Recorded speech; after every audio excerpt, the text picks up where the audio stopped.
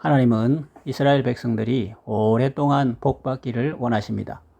복 좀 받고 교만해져서 하나님을 배반하지 않게 되기를 바라셨습니다. 가나안 땅에 들어가서 살만하게 되어도 하나님 잘 섬기기를 바라셨습니다. 그래서 모세에게 하나님의 말씀을 노래로 만들어 백성들로 부르게 하라고 하셨습니다. 모세는 본문 앞에 나오는 노래의 말씀을 백성에게 말하기를 마치고 그들에게 다 이릅니다. 이 모든 말을 너희 마음에 두고 너희 자녀에게 명하여 이 율법의 모든 말씀을 지켜 행하게 하라. 하나님은 오늘도 우리에게 말씀하십니다. 이 말씀은 우리에게 어떤 의미가 있습니까? 말씀의 가치는 무엇입니까? 첫째로 허사가 아닙니다. 헛된 말이 아니라는 것입니다. 단순한 말 장난이 아니라는 것입니다. 하나님의 말씀에 대해서 누가 감히 그런 생각을 하겠느냐 하겠지만 사람이 어두워지면 그렇게 됩니다. 영국이라는 나라는 하나님의 은혜로 부강해졌는데 최근에는 사정이 좀 달라진 것 같습니다. 젊은이들이 교회에 없습니다. 교회당이 팔려 술집이 되고 이교도의 사원이 되었습니다. 인본주의 사고가 팽배합니다. 미신과 우상 숭배가 가득합니다. 사람을 창조하신 하나님이 아니라 사람이 고안해낸 자기들의 신을 섬깁니다. 어떤 사람은 자기 조상들이 해외에 복음 전한 것을 죄송하게 생각한다고 말합니다. 다원주의 사고의 산물이죠. 왜 이렇게 되었을까요? 대영 제국에는 해질 날이 없다고 자랑하던 그들, 해적나라가 복음을 받아 잘 살게 되었다고 했는데 어쩌다가 그렇게 되었을까요? 물론 이 세상이 날이 갈수록 더 악해져 가기 때문이기도 합니다. 그러나 먼저 믿는 자들이 본을 보이지 못했기 때문일 수도 있습니다. 영국이 잘해주었으면 식민지였던 미국이 왜 독립전쟁을 일으켰겠습니까? 인도는 왜 독립하려고 그렇게 애썼겠습니까? 우리나라가 일제강점기에 수탈당했듯 인도도 영국 제국주의에 희생되었습니다. 또 터키는 동로마 제국 영토였는데 왜 기독교가 아닌 이슬람 국가가 되었을까요? 십자군 전쟁 때 치를 떨었습니다. 말이 십자군이지 십자가를 앞세운 탐욕과 살육의 전쟁이었습니다. 그러니 이런 기독교보다는 차라리 이슬람을 택하겠다고 한 것 아니겠습니까? 물론 영국이 다 나쁘다는 말은 아닙니다. 그들 가운데 훌륭한 선교 단체도 있고 헌신적인 선교사들도 많습니다. 그러나 꼴뚜기 한 마리 어물전 망신시킨다는 말이 있듯이 몇몇 명목상 신자들의 세속적인 행동으로 말미암아 주의 이름이 욕되게 된 것입니다. 복음에 합당한 삶을 사는 것이 이렇게 중요합니다. 오늘날에도 이런 일들이 일어나고 있습니다. 신문에 방송 뉴스에 부정축제, 뇌물수수 사건에 신자들의 이름이 나옵니다. 그들은 교회의 장로들입니다.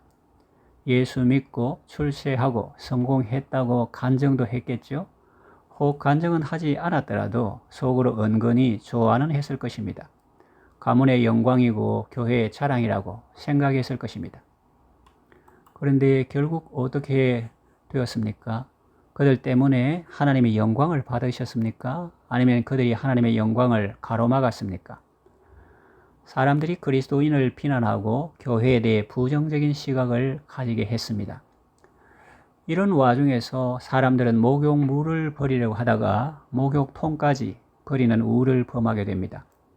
하나님의 이름이 너희 때문에 이방인 중에서 모독을 받는도다 하신 말씀처럼 안티들이 늘어나고 사회 전반에 기독교에 대한 부정적인 사고가 만연합니다. 남의 이야기를 하려는 것이 아닙니다. 저도 그런 위치에 있으면 어떻게 될지 장담할 수 없습니다. 사람이 낮은 위치에 있으면 문제가 별로 없지만 높아지면 얼마나 많은 표적이 됩니까? 구약 다니엘 시대도 그랬죠. 그를 무너뜨리려고 방백들이 눈에 불을 켜고 흠을 찾고 죽이려고 했습니다. 그런 세상 가운데서 묵묵히 사명을 잘 감당하는 분들은 정말로 귀한 분들일 것입니다. 우리는 타인의 범죄 앞에서 정죄하고 비난하기에 앞서 우리 자신을 돌아보는 계기로 삼아야 하겠습니다. 사람이 욕심에 눈이 멀면 하나님의 말씀이 귀에 잘 안 들어옵니다. 구약시대 발람이라는 선지자를 보세요. 하나님이 제발 이스라엘 좀 저주해달라는 그 발락의 요청에 응하지 말라고 말씀하셨는데도 욕심의 눈이 어두워 따라갑니다. 또 히엘이라는 사람은 하나님의 말씀에 유념치 않고 여리고성을 재건하다가 막내 아들과 맏아들을 다 잃었죠. 오늘날도 하나님의 말씀을 들을 때 쓸데없는 말로 여기는 사람이 있습니다. 호세아서에 나오지 않습니까? 하나님께서 선지자들을 통해서 부지런히 말씀하시고 일러주어도 그들은 자신들과 상관없는 것으로 여깁니다. 교회니까 그런 말 하지, 목사님이니까 그런 말 하겠지, 그러나 나하고는 아무 상관이 없는 말이야, 그렇게 생각합니다. 그러나 여러분, 그렇지 않습니다. 훈련에서의 땀 한 방울은 전쟁에서의 피 한 방울과 같습니다. 그러니 훈련을 잘 받아야 합니다. 말씀을 잘 들어야 합니다. 눈에 불을 켜고 성경을 보고 마음의 안테나를 높이 올리고 귀를 기울여 하나님의 말씀을 들어야 합니다. 말씀은 허사가 아닙니다. 둘째로 우리의 생명입니다. 하나님의 말씀은 우리의 생명과 직결됩니다. 순종하면 살고 거역하면 죽습니다. 순종하면 영혼이 살고 육신이 살고 인격이 삽니다. 가정이 살고 자녀가 살고 회사가 삽니다. 우울증에서 벗어납니다. 순종하지 않으면 어둠의 영이 그 사람을 장악하고 지배합니다. 영혼이 병들고 죽습니다. 육신도 황폐해지고 약해집니다. 지성도 병들고 감성도 병들고 의지도 병듭니다. 우울증이 재발합니다. 증세가 악화됩니다. 더 도집니다. 그러니 하나님의 말씀은 단순한 말씀이 아닙니다. 그저 듣기 좋아라고 하는 그런 고상한 말의 유희가 아닙니다. 그 말씀에 순종하느냐 않느냐에 따라서 생사가 판가름 나는 것입니다. 그러니 생명과 직결되는 말씀이죠. 순종하면 삽니다. 거역하면 죽고 병들고 멸망합니다. 말씀을 근성으로 듣지 마세요. 하나님의 말씀을 가볍게 여기지 마십시오. 하나님의 말씀은 우리에게 생명과 같습니다. 성경에 보면 이런 말씀이 나옵니다. 베레아 사람들은 데살로니가 사람들보다 더 신사적이어서 간절한 마음으로 말씀을 받고 그것이 그러한가 하여 날마다 성경을 상고함으로 그 가운데 믿는 자가 많고 그랬죠. 그러면 데살로니가 사람들은 어떤가? 데살로니가 사람들도 후에 기록한 것을 보면 만만치 않습니다. 앞에서 언급된 사람들은 아마 비주류나 반대파들이겠고 주류 성도들은 달랐습니다. 너희가 하나님의 말씀을 받을 때에 사람의 말로 아니하고 하나님의 말씀으로 받음이니 진실로 그러하다. 이 말씀이 믿는 자 가운데서 역사하느니라 그랬습니다. 또 삼가 말씀에 주의하는 자는 좋은 것을 얻는다고 했습니다. 말씀을 잘 받을 때 믿음이 역사하는, 믿음이 일하는 교회가 되고 사랑이 수고하는 교회가 되고 소망이 인내하는 교회가 되는 것입니다. 또 모든 믿는 자의 본이 되는 교회가 되고 각처에 그리스도의 향기를 날리며 좋은 소문을 내는 교회가 되는 것입니다. 이처럼 하나님의 말씀은 우리의 생명입니다. 셋째로 말씀에 순종하면 주신 땅에서 장수합니다. 이스라엘 백성이 요단을 건너 얻을 땅은 가나안 복지입니다. 하나님께서 허락하신 새 땅이죠. 우리에게는 천국과 같습니다.